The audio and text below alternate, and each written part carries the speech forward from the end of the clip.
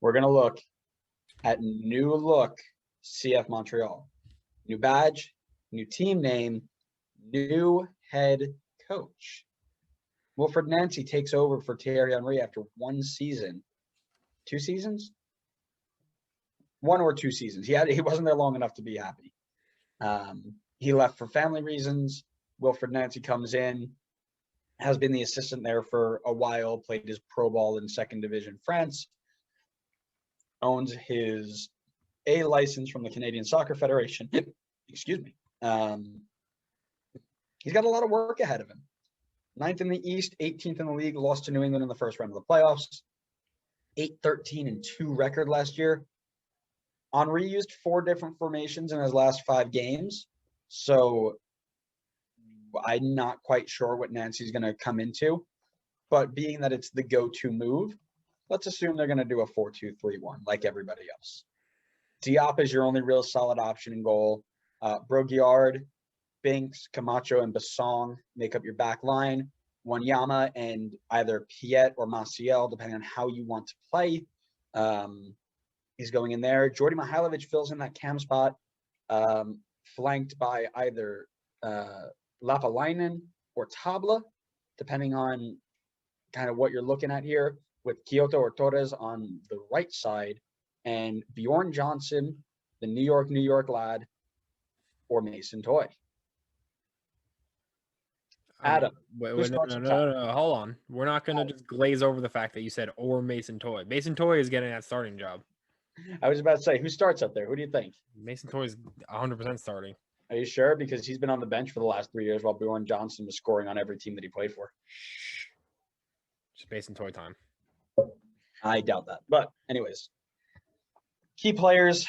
Obviously, you're looking at Samuel Piet, your captain, your center defensive mid. You want him to really be the enforcer there. He's done it well over the last few years.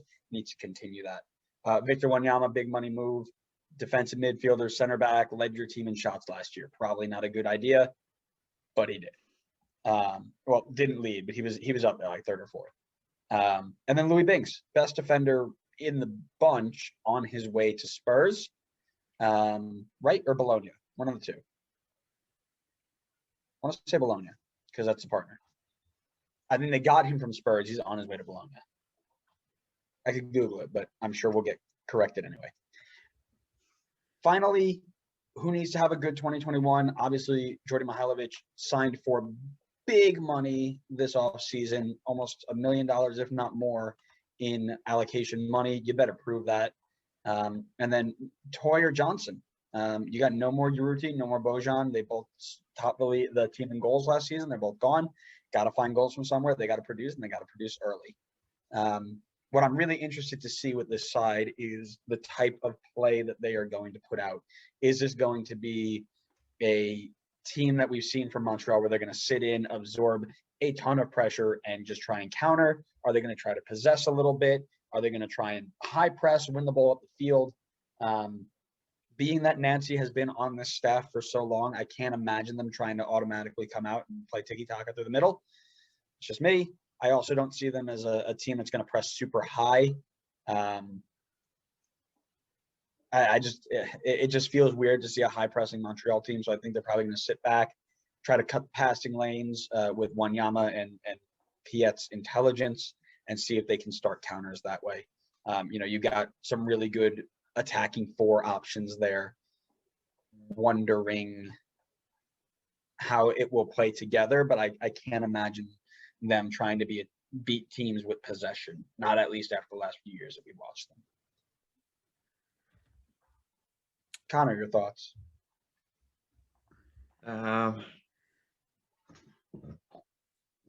Yeah, I mean, when I was taking a look at the formation that you put up yesterday while you were working on it, I was like, when the attack doesn't nearly seem as bad as I thought it was. It almost feels like they definitely got better in attack.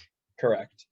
Yeah, it's the defense that definitely is the question mark. I'm not even going to say that they'll necessarily be bad because this is MLS and who knows what can happen. But there's definitely some things to be excited for this year for Montreal. And I really want to see how Jordy plays with this team because I feel like this has the potential for him to be like the centerpiece of the attack, and I think that would be great to get to develop his game and like really get him in the spotlight more, get him in the men's national team picture more if he is playing well and breaking out. What I am worried about with him is the idea that when he was at Chicago, he was very good until all of his help went away. And now you're looking at another team where you might not have a ton of help around you, right? You got a very defensive look.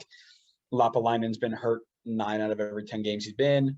Tabla, I believe, is back on a permanent, but I'm not sure kind of how he'll play into that. Torres is a new face. Kyoto's been solid, but now you're looking at Mason Toye and Johnson, when last time you were looking at Bojan and Urruti. They're 2 different sets of players you'll now have to adapt to. I think he'll have a better chance of playing with Toye and Johnson because he's played with Nikolic, he's played with Robert Barrett, so he's played with that big target forward more so than the run behind type of tricky forward. But it'd still be interesting to watch to me. Yeah, I have one point I just want to bring up. It has nothing to do with the actual team and how they do this season, but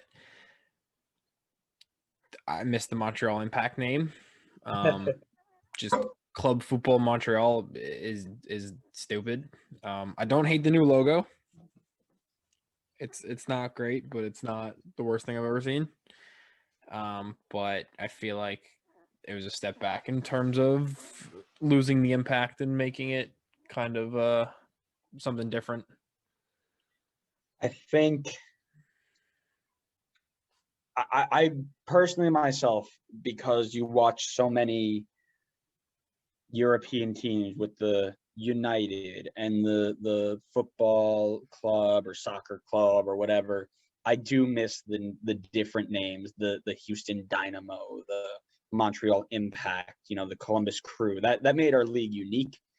And I agree. I think it would have been cooler just to have it stick around, but that's just me. Yeah, because the last few teams that have come in, other than Inter Miami, have been Nashville Soccer Club, Austin FC, Charlotte S. Like Inter Miami was the most clever one, and they just ripped off an Italian team. Yeah, like we get it. You guys are a professional soccer team, but like, be clever. Yeah, be clever. Be better. Make a name. Give us something other than a white T-shirt. Sorry, I'm getting off topic. Can we get some consistency too on whether we're going to do FC or SC?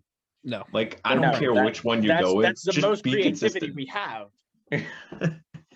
There's just no consistency with it. I don't care if you choose one or the other, but just like, let's all be on the same page. Well, St. Louis went with both of them because their initials are like 17 letters long. St. Louis United FC Town. Yeah, like what's going on there? We need more towns in this. Like Fleetwood Town. We need more of that. We don't have Wasn't towns, that- though. We have cities. No, but we need more towns, is what I mean.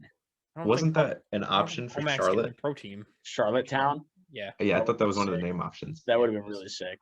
Yeah, I just it's that feel they like went we with need more of them. Charlotte Because that FC. gives you that homey feel, Like if I go out and I'm watching Fleetwood Town, it's like, oh man, that's my hometown club, If I'm watching St. Louis City FC United, it's like, this is silly. It's all St. Louis. We need more towns. I'm putting in a demand for more towns.